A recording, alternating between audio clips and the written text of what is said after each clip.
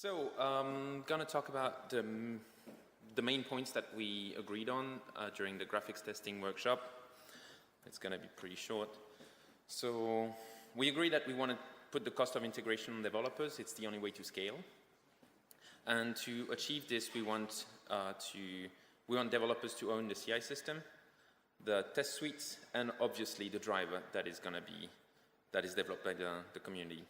And one very important point is we need to have the main instance to be community owned. So stop with having all these different CIs everywhere.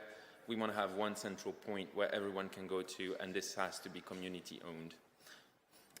Next thing, we want to make the CI results hard to ignore by integrating the results in the development workflow.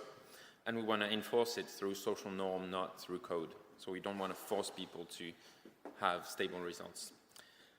So how do we reach this? We want to have an open source CI toolbox that lets people define their workflow for their projects that work for their project. So they pick the different components that have been deployed or maybe hack them into shape for their needs. But in order to achieve this, we need to make sure the interfaces are well defined and agreed on by everyone. And the place where we're going to be doing this is on gitlab3.org/graphicsci.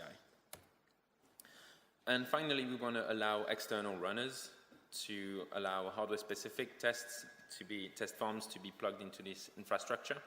But we don't want everyone to come here, to come to this and add their results, because results have to be first and foremost fast and stable. So we want to have trusted people doing this. So that's why it needs to be approved by the project being tested.